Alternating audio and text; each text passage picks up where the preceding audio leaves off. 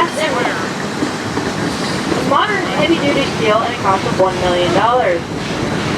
This bridge is at least 5 times as strong as the original, which is a good thing because the old timer said the old bridge would noticeably sway when trains crossed over it. We guarantee this new bridge will not sway as much. Just kidding. It won't sway at all. If it did, I know I would not be riding over it today. From this tracks and the rails on the bridge is rising 75 feet. When we get up there and you look down, it may look like more, but it's still only 75 feet. In a moment, we'll begin our non-stop ride up the Silver Cliff.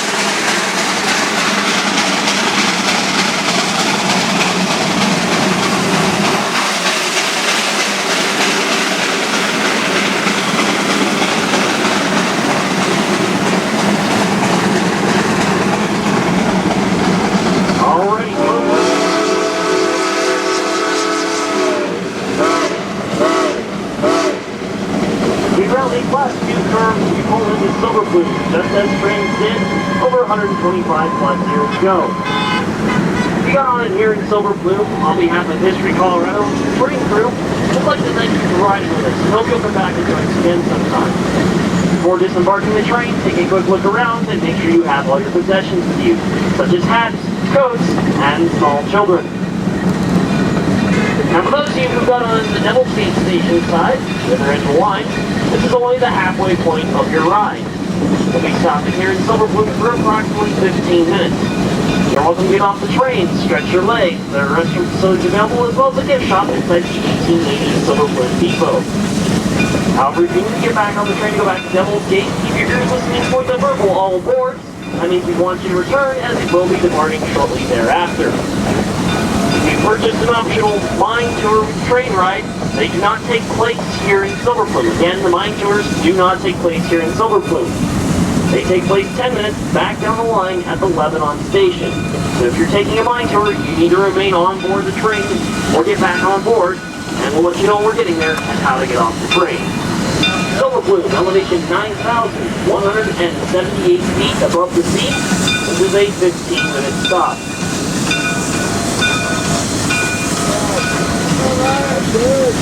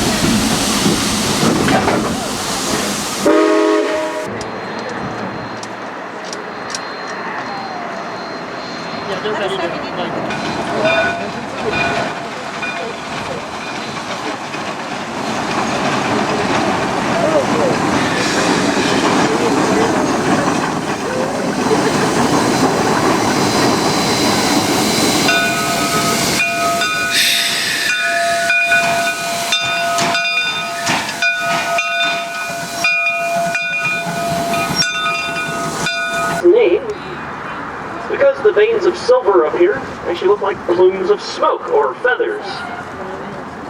It's Silver Plume. The granite up here is also of a unique style of structure, so it actually is named after the town. It's called Silver Plume Granite. Now, you'll also notice our train is technically going backwards. Look at our locomotive down there, it is running backwards. We're on the downhill end of the train so that the engineer has a clear view of the track ahead and can get us down the hill safely. And the reason we go backwards is we have no way to turn the train around here in the narrow valley.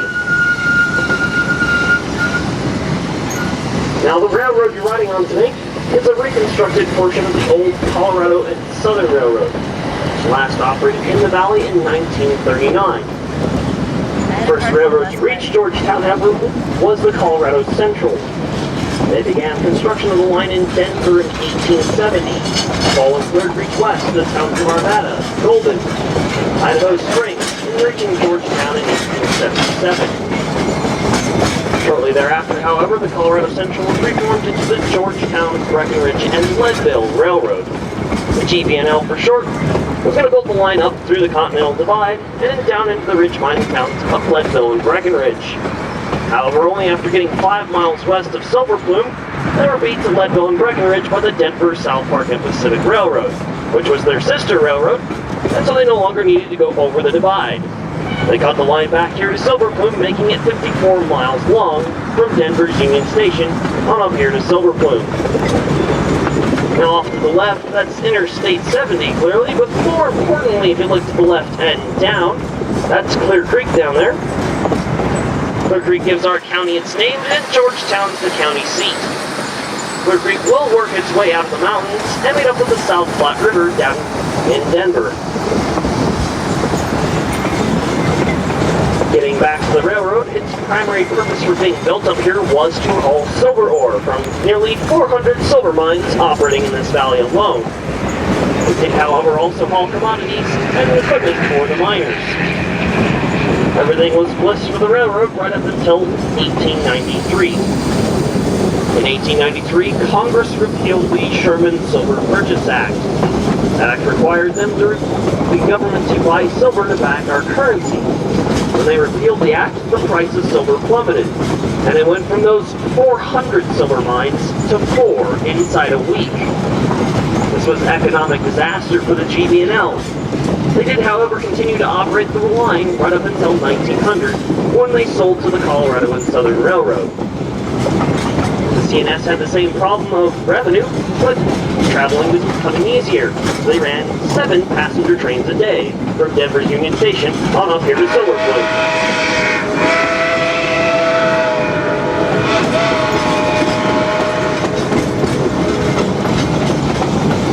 Considered actually quite fashionable to get on board the train in Denver in the morning, ride on up over the loop, be in Silver Plume in time for a picnic lunch, and then be back on the train and back down in Denver just in time for dinner.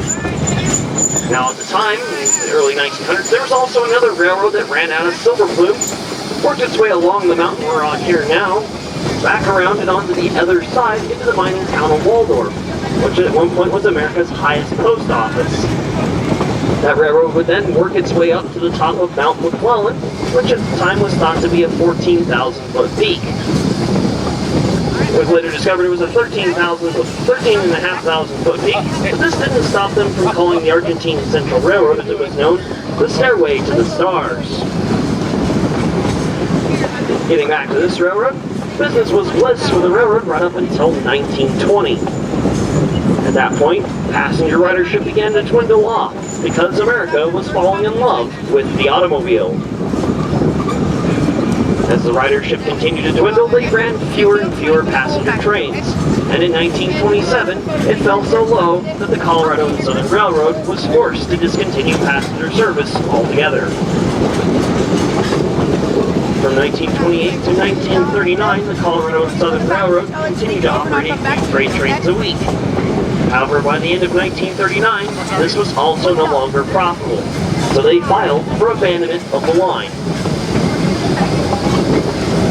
Between 1940 and 1941, all the tracks from the town of Silver Plume back to the town of Golden were stripped up and sold for scrap. This included all the original railroad bridges, ties, and other assorted equipment. Now this would have been the end of the story, but we're riding the train clearly, so it had to start again at some point. Well, that began again in 1960 with the development of Interstate 70. The original plan was to build Interstate 70 directly up through the middle of the valley, which would have destroyed our railroad grade as well as the rich mining history of the valley. History Colorado worked with the Highway Department to move Interstate 70 over to the north side of the valley where we all drive it today.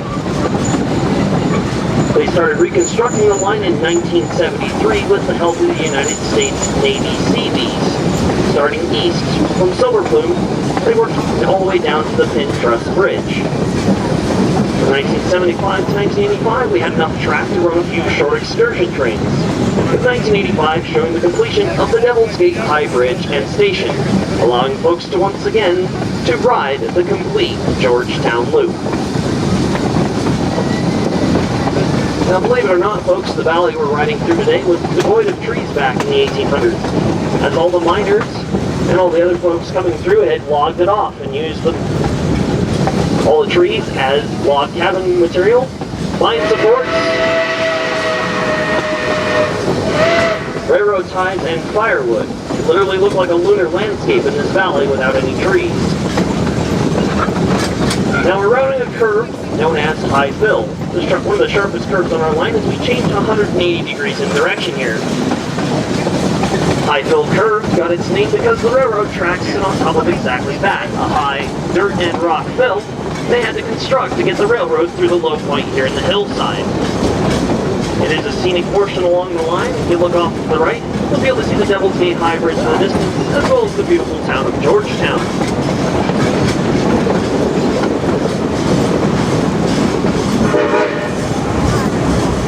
Now the railroad we're riding on today is a narrow gauge railroad.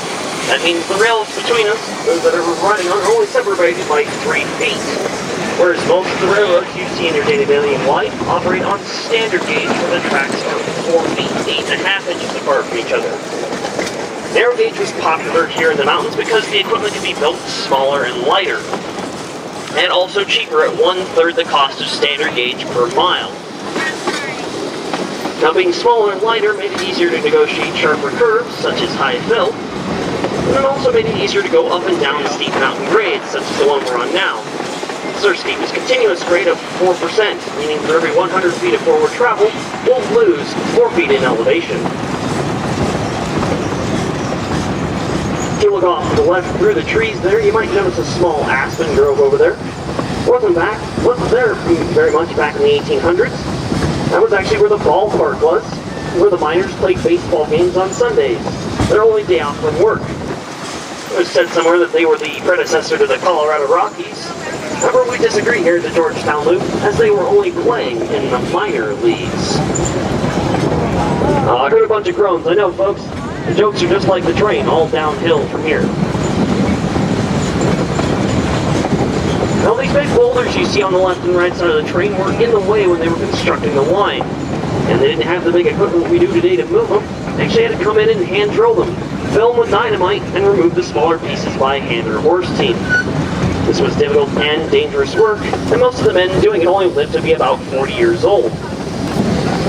Kids as young as 7 to 14 years old were in charge of placing the dynamite, lighting the fuses, and running away.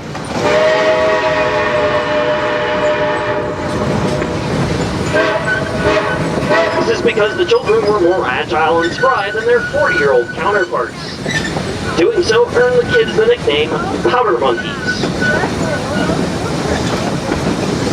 We're going to cross over Clear Creek for the first of 4 times on our downhill trip. Off to the left side of the train in a moment will be a scenic view of Clear Creek as it cascades down the hillside. If you want to take a picture, we recommend you hold your cameras high and have your finger on the button. Otherwise, you'll get a shot at the inside of Pin Truss Bridge instead.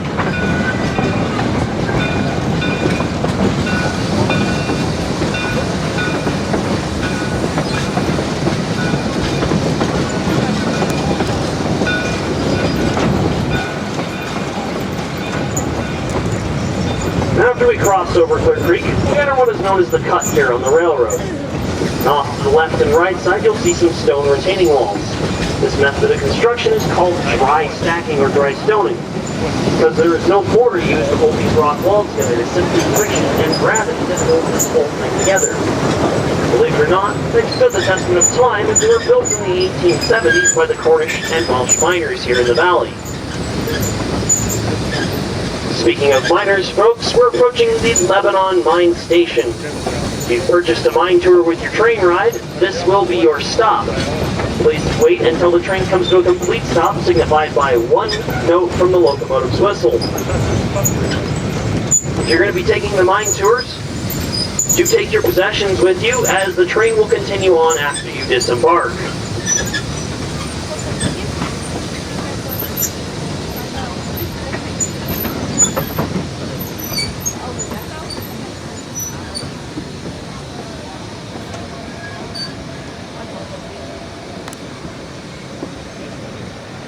After we clear the platform, though, you can look down to where all those folks who gathered around near the wooden portal of the entrance of Everett's silver mine. These 2 mines are sister mines because they share a cross-connecting tunnel, the Lebanon and the Everett, about 1,200 feet deep back inside the mountain. What was not intentional was actually an accident with these 2 competing companies going after the same vein of silver. This, however, didn't stop them from producing well over $200 million in silver ore. But that's 19th century figures. You add it up today, it's in the range of $3 to $6 billion in silver. That's billion with a B. Helping Georgetown earn its brief nickname, Silver Queen of the Rockies.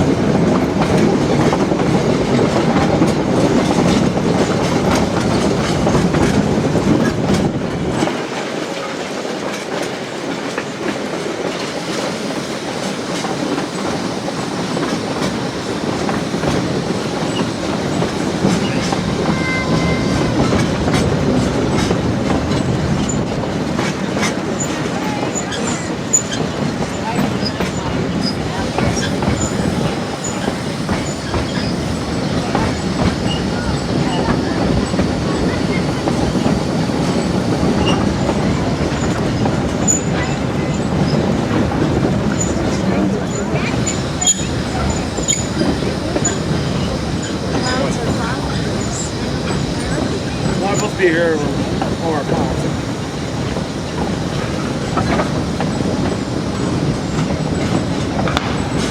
To pull this train to a stop. We're taking over.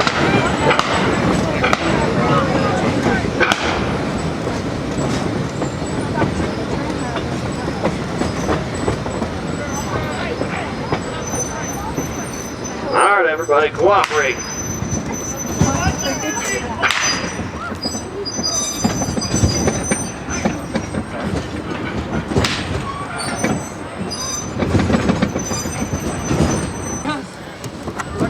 Don't listen to a word he says.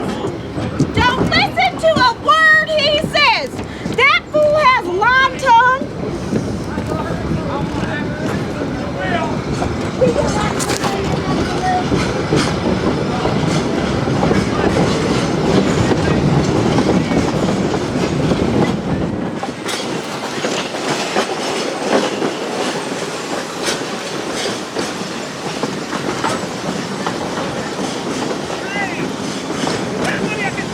Well, I guess these robbers are not too bad. They'll let me keep on the mic here, folks.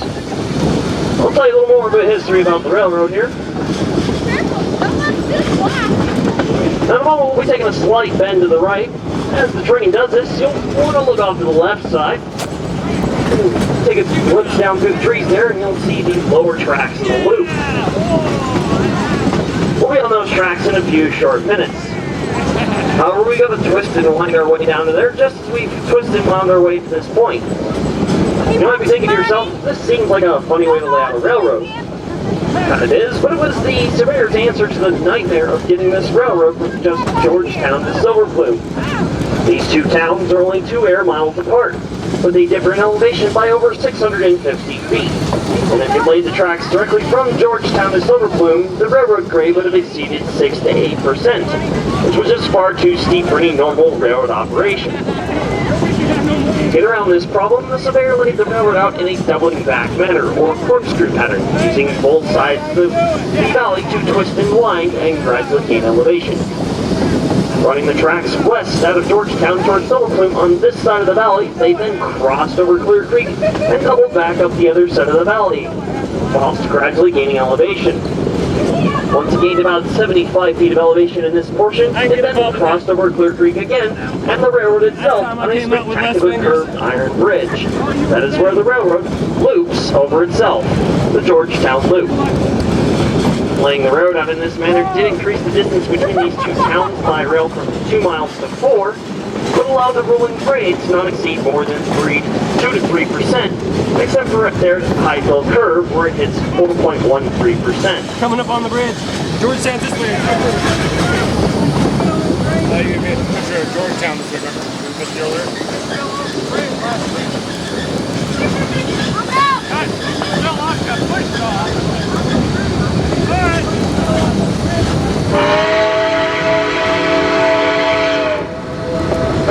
Thank you. Now we're going to be going out on the Devil's Gate High Bridge in a moment, folks. And if you're wondering why the area down here got the name Devil's Gate, well, remember I was telling you about how all the trees in this valley had been logged off back in the 1800s? It allowed the wind to flow pretty easily through the valley here, and when it hit the narrow point where the bridge is at, they said it would howl like the devil. And then when they completed the bridge in 1885, they called it Devil's Gate, because the bridge looked like a gate structure. A bit of a hint, folks, it is windy across the bridge here, so keep in mind to your hats or any objects that can get blown away. The Devil's Gate High Bridge is 300 feet long from end to end. It is constructed on an 18.5-degree curve, and though it may appear level, we lose 6 feet of elevation from one side to the other. As we cross over the center span of the bridge, there's Clear Creek again, 100 feet down. The wooden platforms you see on either side of the bridge are now for people to get out of the way of the train. They were there on the original trucks to hold oak water barrels, because the old wood-fired and coal-fired locomotives would throw out large amounts of sparks and cinders, which could potentially catch the bridge decking on fire. So they always kept water on the bridge, just in case. Now, if you're wondering about your train today, folks, our locomotive power today is number 9. Number 9 is an oil-fired, steam-powered locomotive that was built in 1923 by the Lima Locomotive Works out of Lima, Ohio. This is a Shay geared logging locomotive, S-H-A-Y, after the inventor of the design, Ephraim Shay.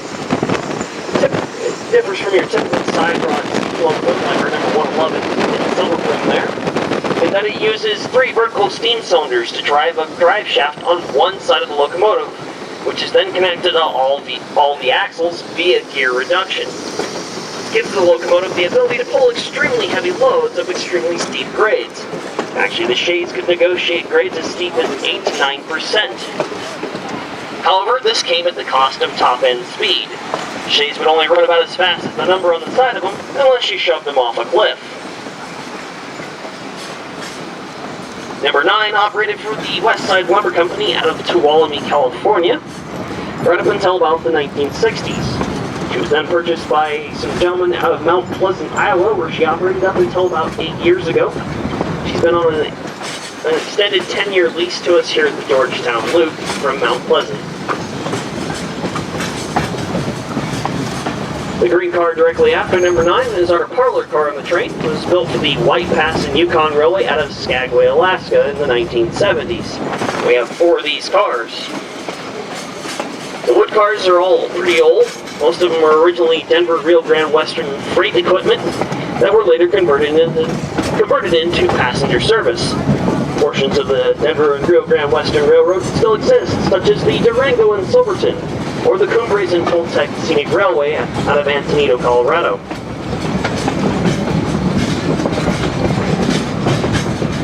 Now, you've heard the engineer blow the whistle a bunch, but the signal you're going to hear in a moment is pretty important. It's 2 long blasts, a short blast, and then another long. This is Morse code for the letter Q. And this signal actually started with the Queen in England. They used it over there to signify that she was on board a particular train and that her train had the right of way. When we adopted the signal systems over here in the United States, well, we didn't have a queen, so the train became queen and always has the right of way. This is the standard grade crossing signal. That's where the road drives over the railroad tracks. And we blow this signal letting you know you need to yield to the train's right of way.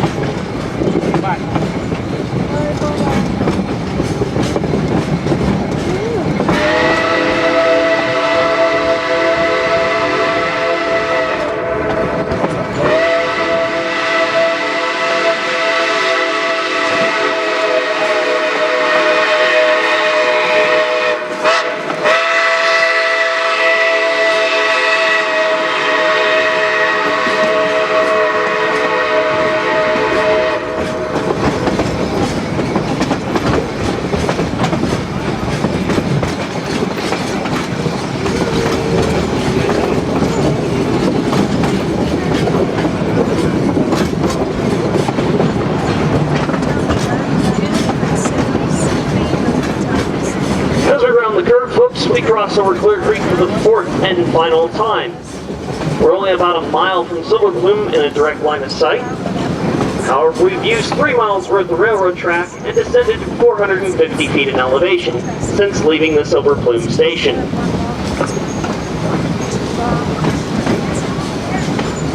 As we round the last portion of the curve, folks, we do approach the Devil's Gate station.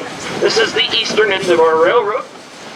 If you got on down here in Devil's Gate, on behalf of History Colorado and your train crew, we'd like to thank you folks for riding with us, and we hope you'll join us again sometime. Before disembarking the train, do take a quick look around and make sure that you have all your possessions with you, such as hats, coats, and small children.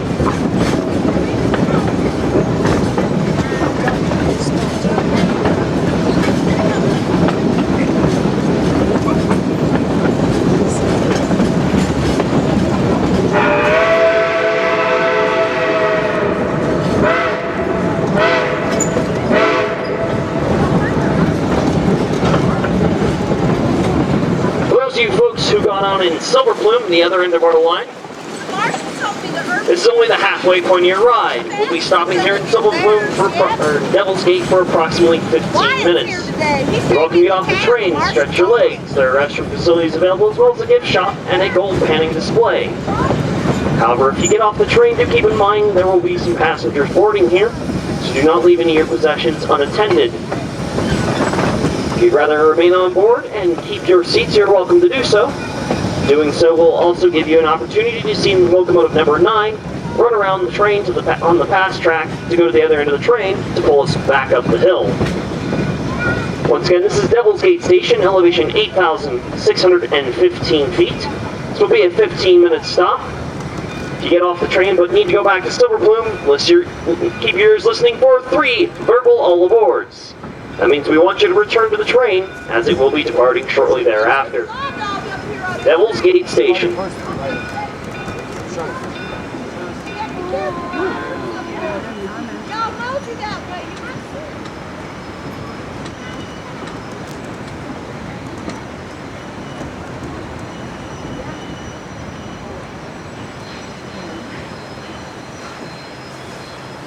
Y'all be keeping your eyes open for Mr. Earth. He's out here, I'm sure.